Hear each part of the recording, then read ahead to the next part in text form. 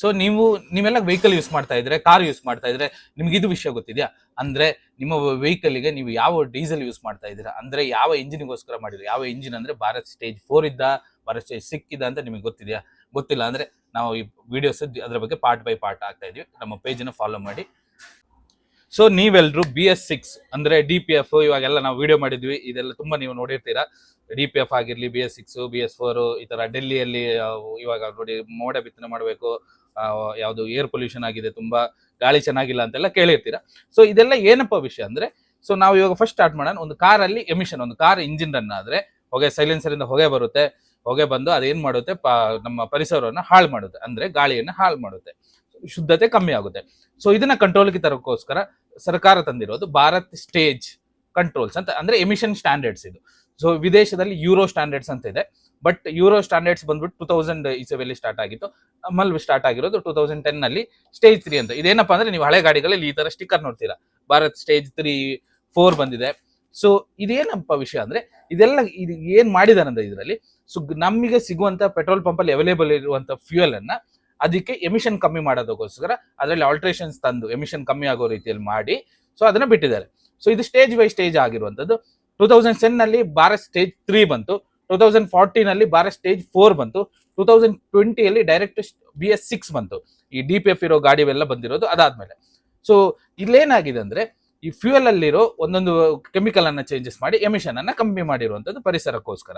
So recent ಆಗಿ ಬಂದಿರೋದು BS6 2020 ಅಲ್ಲಿ ಸ್ಟಾರ್ಟ್ ಆಗಿದೆ. ಅಂದ್ರೆ ನೀವು ಕೇಳಿರ್ತೀರ ನ್ಯೂಸ್ ಅನ್ನು, ಹೊಸ ಗಾಡಿಗಳು ರಿಜಿಸ್ಟರ್ ಮಾಡ್ಕೊಳ್ಳಲ್ಲ BS4 ಇದ್ರೆ ಅಂತ.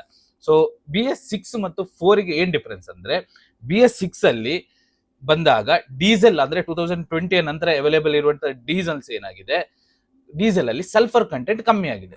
ಸೊ ಈ ಸಲ್ಫರ್ ಕಂಟೆಂಟ್ ಏನಪ್ಪಾ ಅಂದ್ರೆ, ಕೆಲಸ ಏನಪ್ಪಾ ಅಂದ್ರೆ, ಇದು ಲುಬ್ರಿಕೆಂಟ್ ಆಗಿ ಯೂಸ್ ಮಾಡುತ್ತೆ. ಅಂದ್ರೆ ನಿಮ್ದು ಇಂಜೆಕ್ಟರ್, ಫ್ಯೂಯಲ್ ಪಂಪ್, ಫ್ಯೂಯಲ್ ಲೈನ್ಗೆ ಎಲ್ಲ ಕಂಪ್ಲೀಟ್ ಆಗಿ ಇದು ಲುಬ್ರಿಕೆಂಟ್ ಆಗಿ ಯೂಸ್ ಆಗುವಂಥದ್ದು. ಈ ಸಲ್ಫರ್ ಕಂಟೆಂಟ್ ಇಂಜಿನ್ ಆಯಿಲ್ ಅಲ್ಲೂ ಇರುತ್ತೆ.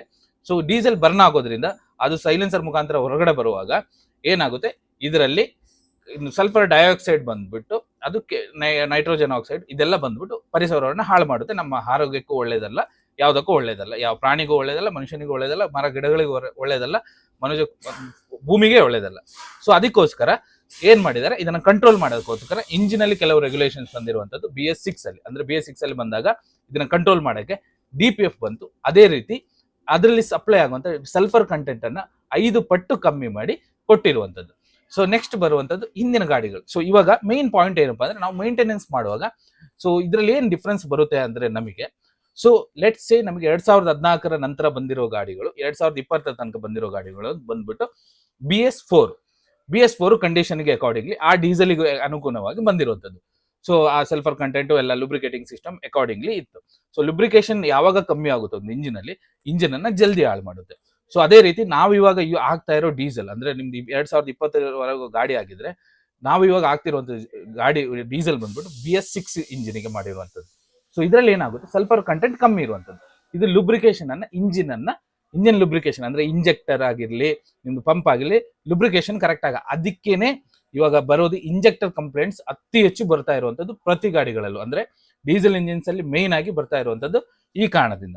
ಸೊ ಇದನ್ನ ಅವಾಯ್ಡ್ ಯಾವ ರೀತಿ ಮಾಡೋದು, ಬಟ್ ಪರ್ಟಿಕ್ಯುಲರ್ಲಿ ನಮಗೆ ಕೆಲವು ಅಡಿಟಿವ್ಸ್ ಸಿಗುತ್ತೆ ಈ ಇಂಜೆಕ್ಟರ್ ಮಾತ್ರ ಲುಬ್ರಿಕೇಟ್ ಮಾಡೋದಕ್ಕೆ, ಫ್ಯೂಯಲ್ ಲೈನ್ ಲುಬ್ರಿಕೇಶನ್ ಪರ್ಪಸ್ಗೆ ಹೋಗ್ತಾರೆ. ಆ ತರ ಅಡಿಟಿವ್ಸ್ ಅನ್ನ ನೀವು ಯೂಸ್ ಮಾಡಬೇಕಾಗುತ್ತೆ. ಸೊ ಇದು ಲಿಕ್ವಿಮೋಲಿ ಬ್ರ್ಯಾಂಡ್ ಇದು ನೋಡಿ, ಇದು ಇಂಜೆಕ್ಟರ್ ಅಡಿಟಿವ್.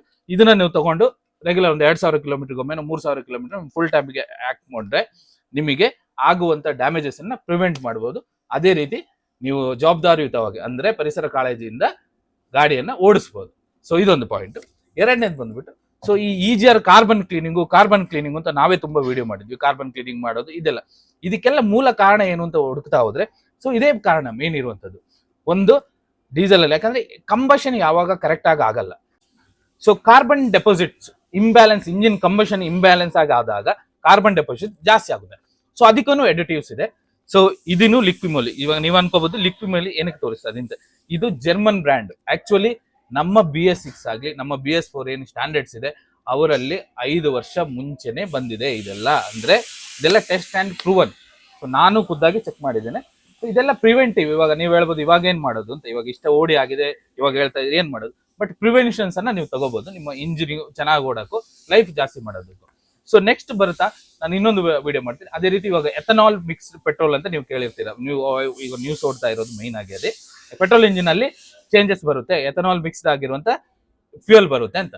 ಸೊ ಇದಕ್ಕೇನು ನಿಮಗೆ ಪ್ರಿವೆಂಟಿವ್ ಎಡಿಟಿವ್ಸ್ ಇರುತ್ತೆ, ಅದನ್ನ ಯೂಸ್ ಮಾಡಿಕೊಂಡು ಎಥನಾಲ್ ಇದು ಏನ್ ಮಾಡುತ್ತೆ, ಕಂಪ್ಲೀಟ್ ಫ್ಯೂಯಲ್ ಲೈನ್ ಸಿಸ್ಟಮ್ ಏನಿದೆ ಅಂದ್ರೆ ಪೆಟ್ರೋಲ್ ಟ್ಯಾಂಕ್ ಇಂದ ಹಿಡಿದು ನಿಮ್ಮ ಇಂಜಿನ್ ಸೈಲೆನ್ಸರ್ ಇಂದ ಹಿಡಿದು ರಿಫೈನ್ ಆಗಿರೋದು, ಈ ಮೆಕ್ಯಾನಿಸಮ್ ಅಲ್ಲಿ ಚೇಂಜಸ್ ಆಗಿರೋದು. ಸೊ ಇದಕ್ಕೆ ಪರ್ಟಿಕ್ಯುಲರ್ಲಿ ಯಾವ ಕೆಲಸ ಫಂಕ್ಷನ್ ಎಮಿಷನ್ ಕಂಟ್ರೋಲ್ ಮಾಡೋದಕ್ಕೆ ಯಾವ ಫಂಕ್ಷನ್ ಅನ್ನ ತೆಗೆದಿದ್ದಾರೆ, ಅದಕ್ಕೆ ನೀವು ಆಲ್ಟರ್ನೇಟ್ ಆಗಿ ಎಡಿಟಿವ್ ಹಾಕ್ಬೇಕು. ಅಂದ್ರೆ ಬೇರೇನು ಎಮಿಷನ್ ಇಶ್ಯೂಸ್ ಬರದೇನೆ ಆ ಪರ್ಟಿಕ್ಯುಲರ್ ಪ್ರಾಬ್ಲಮ್ ನ ಸಾಲ್ವ್ ಮಾಡೋಕ್ಕೋಸ್ಕರ ಎಡಿಟಿವ್ಸ್ ಅನ್ನ ಯೂಸ್ ಮಾಡಬೇಕಾಗುತ್ತೆ. ಇದಕ್ಕೋಸ್ಕರ ಫ್ಯೂಯಲ್ಗೆ ಬರುವಂತ ಎಡಿಟಿವ್ಸ್ ತುಂಬಾ ಇಂಪಾರ್ಟೆಂಟ್ ಆಗಿರುತ್ತೆ. ಅದೇ ರೀತಿ ಇಂಜಿನಿಗೂ, ಯಾಕಂದ್ರೆ ಇದೆಲ್ಲ ಮ್ಯಾಟರ್ಸ್ ಇಂಜಿನ್ ಆಯಿಲ್ ಅಲ್ಲಿ ಕೂಡ ಇರುತ್ತೆ. ಸೊ ಎಡಿಟಿವ್ಸ್ ಅನ್ನೋದು ತುಂಬಾ ಇಂಪಾರ್ಟೆಂಟ್ ಆಗಿರುತ್ತೆ.